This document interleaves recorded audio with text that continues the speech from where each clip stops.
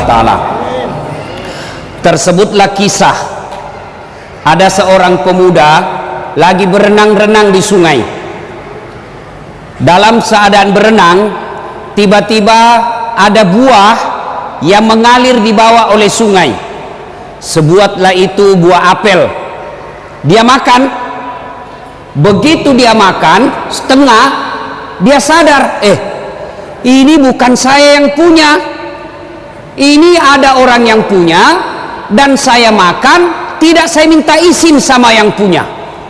Lalu dia ingat hadis Rasulullah, siapa yang memasukkan barang haram ke dalam perutnya, hanya api neraka yang bisa membersihkan perutnya.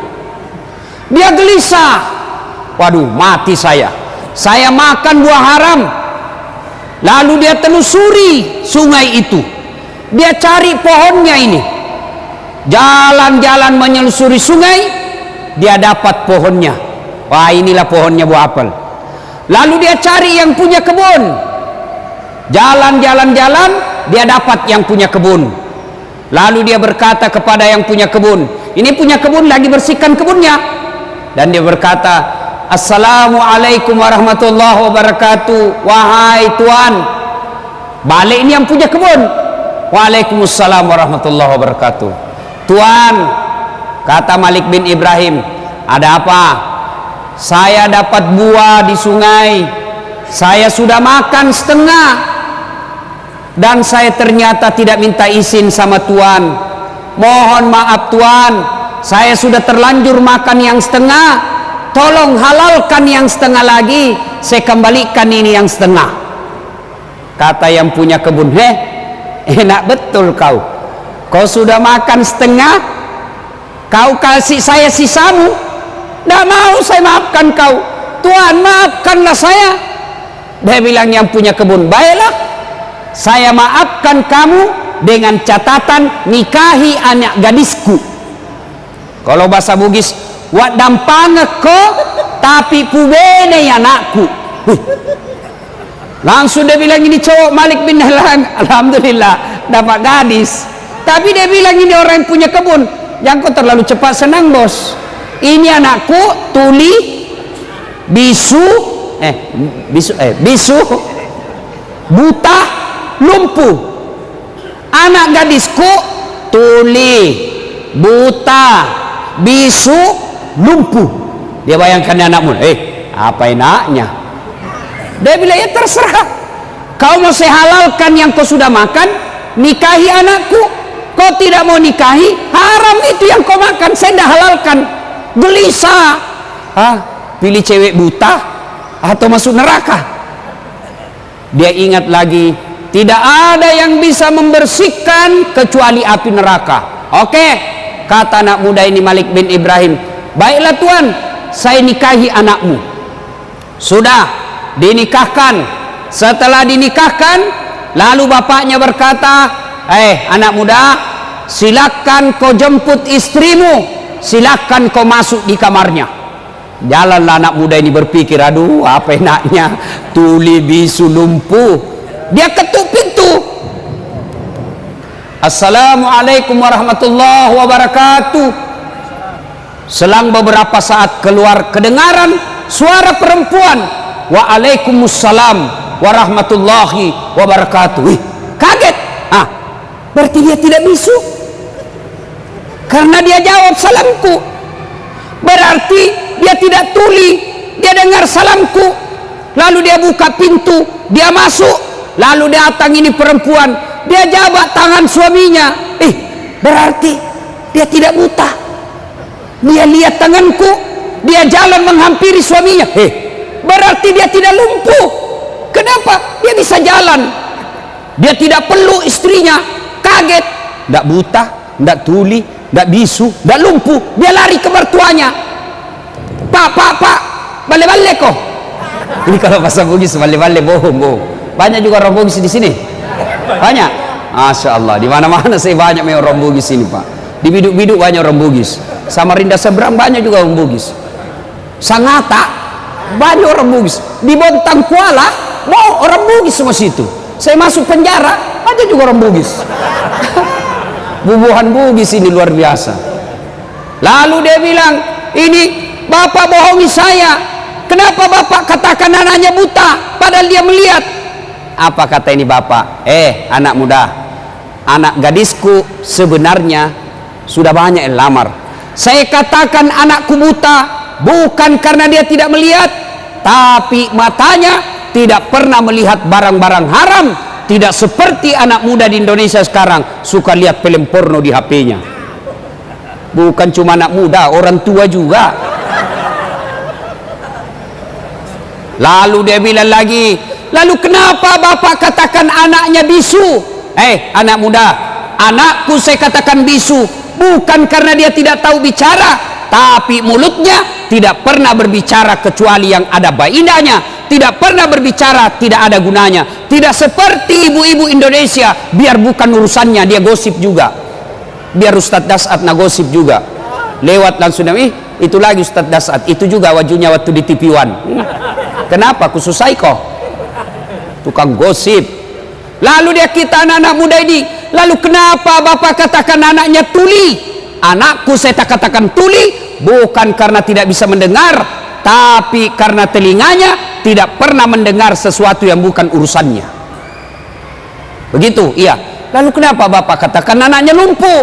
Anakku saya katakan lumpuh bukan karena dia tidak bisa berjalan, tapi karena kakinya tidak pernah melangkah kecuali langkah-langkah fisabilillah. Tidak pernah pergi tempat biliar, tidak pernah pergi tempat main karaoke, tidak pernah pergi tempat sabung ayam. Kakinya selalu dia pakai berjamaah di masjid.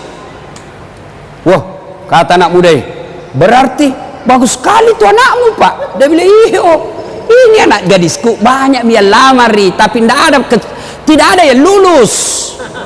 Lalu kenapa bapak pilih saya? Saya pilih kamu karena saya yakin pasti kau orang baik. Buah saja yang nyata-nyata sudah jatuh, yang semua orang pasti halalkan, kau masih takut. Berarti dalam perutmu, dalam darah dagingmu tidak ada barang haram mengalir dalam dirimu. Kamu pasti orang baik. Sudah anak muda, jangan banyak bicara, masuk kau capai istrimu. Masuklah dia di dalam istrinya, dia peluk, dia cium. Lalu apa kemudian yang terjadi? Silakan bapak sendiri bayangkan. Nah, 1 tahun kemudian lahir anaknya ini, Malik bin Ibrahim. Lahir anaknya Malik bin Ibrahim, lalu dia kasihlah nama anaknya Abu Hanifah. Apa tahu kan siapa Abu Hanifah?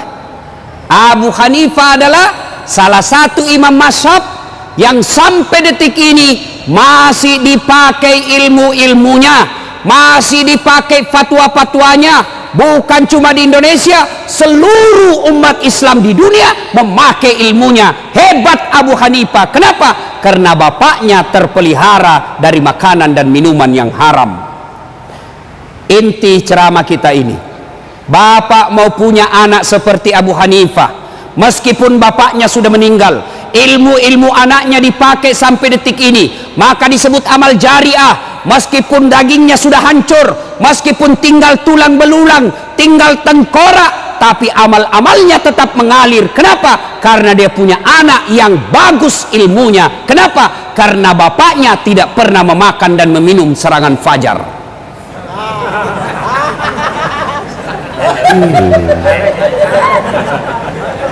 Diajak sosialisasi, ayo sosialisasi. Apa dia bilang? Wane piro. Pantas bapak berdoa 24 jam berdoa, tidak dikabulkan doanya. Kenapa? Ada serangan fajar dalam perutnya. Hati-hati pak, rusak. Negara kita hancur gara-gara apa? Bapak memeras caleg. Caleg mau baik-baik, kita lagi yang peras. Bayangkan pak, ada yang bilang habis duitku 2 miliar tidak terpilih. Apa ndak gila orang pak? Coba kalau dia pi kawin 2 miliar bisa 10 kali pak. Nah bapak ibu saudara-saudara sekalian, bapak mau tahu ndak bagaimana nasib bapak nanti dikubur? Mau? Ibu-ibu mau tahu nasibnya ibu nanti ketika meninggal? Halo ibu, kalau ibu meninggal nanti siapa yang doakan ibu? Siapa? suami pret, baru 3 bulan kawin lagi. Ada kawan saya menunaikan ibadah haji Pak, wah meninggal istrinya mendadak, bengkak matanya Pak, nangis. Lalu apa dia bilang? Ustadz, rasanya separuh jiwaku hilang, tidak bisa lagi aku teruskan hidupku Ustadz. Saya bilang hebat juga ini bapak, sayang betul sama istrinya. Beberapa bulan kemudian saya pergi jogging lapangan Karebosi Makassar, ada lagi perempuan di sampingnya, putih, muda, tidak pakai jilbab, seksi. Saya tanya, Pak siapa dia? Dia bilang istri baru Ustadz. ayo bapak-bapak, ketika bapak sudah di alam kubur, siapa yang doakan bapak? Siapa yang doakan? Istri. Kawin lagi istri kita Pak. Siapa yang doakan kita? Anak. Saya tidak mengambil contoh orang lain. Saya yang selalu saya doakan dalam sujudku, bukan saudaraku, bukan bosku, bukan rektorku. Siapa? Ibu bapak saya. Kalau bapak mau tahu nasibnya bapak dikubur, lihat anaknya sekarang. Kalau sampai 30 malam tarawih selalu ada di masjid, bapak sudah kaya. Anaknya jam 4 pagi, 4 sore pergi main futsal, pergi main skater, pergi main bulu tangkis, pergi jogging. Tapi begitu 5:30, buru-buru pulang ke rumahnya, lari, masuk ke kamar mandi. Kenapa? Dia buru-buru mengejar sholat maghrib berjamaah di masjid. Bapak sudah kaya meskipun 30 tahun di Samarinda ngontrak-ngontrak. Jam 4:30 subuh, bunyi gerendel di pagar besi. Intip. Oh masya Allah, ternyata anak bungsunya buru-buru ke masjid sholat subuh berjamaah. Bapak sudah kaya. Mau ndak punya anak yang baik Pak? Mau? Pasti mau. Salah satu resepnya, belajar dari kisah, jangan sentuhkan anakmu makanan dan minuman yang haram. Coba lihat anak-anak pejabat yang korup, yang menghalalkan segala cara, halal haram hantam, tidak punya rasa malu. Mobil korupsi dipamer, rumah korupsi dipamer. Coba lihat anaknya, 3 anaknya, 1 pengedar, 1 pengisap, 1 kawin lari di bawah bandar. Ayo, maka Bapak Ibu Saudara sekalian, hindarkan anak kita dari makanan dan minuman yang haram. Ada 3 kewajiban orang tua kepada anak, artinya dia berdosa ketika dia tidak amalkan. Ada 3 kewajiban orang tua. 1, kasih nama yang baik. Biasa lagi orang bilang, apa arti sebuah nama? Bego, dongo, beleng-beleng. Bapak bisa bayangkan seandainya tidak ada nama semua kita di sini. Caleg kemarin kampanye kalau tidak ada semua namanya. Ayo, coblos Anu. Anu siapa? Anu yang pendek. Oh, banyaknya caleg yang pendek. Coba bayangkan. Dari nama, Bapak sebut nama orang, minimal saya 2 tahu. Apa? Agama dan sukunya. Begitu Bapak nama sebut Abdurrahman, 99% pasti Muslim. Tapi kalau disebut Bertus Titanus, pasti bukan Islam. Iya toh? 1 agama. Yang kedua, dari nama saya tahu suku. Begitu Bapak namanya sebut Ambon Dalle, tidak mungkin Madura. Pasti Bugis. Tidak mungkin Jawa. Masa Jawa Ambon Dalle? Tidak mungkin lah. Margono, iya. Sutioso, iya. Jokowi, Jawa. Tidak mungkin. Siapa orang apa? Jawa Tengah. Siapa namamu? Ambo Upe. Tidak mungkin. Nama. Yang kedua, kewajiban orang tua, beri makan. Yang ketiga, didik. Dari 3 kewajiban orang tua, sayang 1000 sayang. Kita terlalu bingung dengan makannya anak tak? Kita terlalu cemas dengan perut anak kita, padahal tidak ada orang yang mati gara-gara kelaparan. Masya Allah, Samarinda, tolong tunjukkan saya ada orang yang wafat, meninggal dunia di Samarinda karena kelaparan. Tolong tunjukkan saya. Tak mungkin. Ingat Ibrahim alaihissalam diperintah untuk dakwah. Wahai Ibrahim, kau pergi dakwah. Kata Ibrahim, siapa yang ngurus anak saya? Gimana makannya anak saya? Allah berfirman, pecahkan itu batu di depanmu. Dipecahkan. Apa maksudnya? Pecahkan lagi. Kampak lagi 2 kali. Kampak sampai 3 kali. Pecah. Ibrahim alaihissalam mendapati ulat. Tahu ulat, Pak? Tahu ulat? Ulat. Lalu Allah berkata, Ibrahim, kau lihat itu ulat. Tidak ada tangannya, tidak ada kakinya, kulitnya sangat halus, batu yang sangat keras. Dia bisa hidup dalam batu yang sangat keras. Siapa yang jamin rezekinya? Saya, Tuhanmu yang maha kaya. Jangan kau cemas soal perutnya, saya yang punya urusan. Ibrahim mau meninggal, dia kumpul anaknya. Lalu apa kata Ibrahim? Anakku, ma ta'buduna min ba'di, siapa yang kamu sembah nanti, nak? Itu Ibrahim. Kalau kita, nak, ma ta'kuluna min ba'di, apa kau makan nanti, cong? Jangan pikir. Pak, ibu, bapak-bapak, saya tanya, tahu cicak? Tahu cicak, Pak? Bapak-bapak tahu cicak? Apa dia makan cicak? Hah? Nyamuk. Masuk akal enggak? Satu di dinding, satu terbang. Di mana ketemu? Enggak ada terminalnya. Tapi kata lagu kita waktu kecil, cicak-cicak di dinding, diam-diam merayap. Diam-diam merayap. Datang seekor nyamuk. Nyamuk yang datang. Tidak dibilang lagu, cicak lompat ke nyamuk. Wah, setengah mati kasihan cicak. Coba. Maka Bapak Ibu sekalian, Ramadan Allah hadirkan. Untuk apa? Melatih umat Islam agar jangan kau kasih makan barang haram anakmu. Ramadan 1 bulan. Begitu pentingnya kita memelihara diri, begitu pentingnya kita memelihara perut dari makanan haram. Allah hadirkan 1 bulan untuk apa? Latihan kau jangan makanan haram. Ramadan, jangankan yang haram, yang halal saja kita tahan. Contoh, air kelapa halal atau haram? Air kelapa halal atau haram? Halal. Tapi jangan kau coba-coba jam 3 sore Ramadan, offside kau, bos. Ayo, nasi halal atau haram? Halal. Tapi siang hari bulan Ramadan jangan coba. Alhamdulillah, kalau kita mampu berhasil melewati Ramadan, tapi yang lebih penting selesai Ramadan terpelihara diri kita dari makanan dan minuman yang haram. Jadi pedagang jangan menghalalkan segala cara. Pedagang dia tulis dagangannya asli padahal palsu. Hati-hati, dia tulis bensin murni padahal dia campur minyak tanah. Begitu ditanya, kenapa kau tulis bensin murni, kau campur minyak tanah? Apa dia bilang? Istriku namanya Murni. Pret. Ayo, hati-hati Pak. Tidak ada orang mati gara-gara isi perut, tapi yang banyak masuk neraka karena gara isi perut.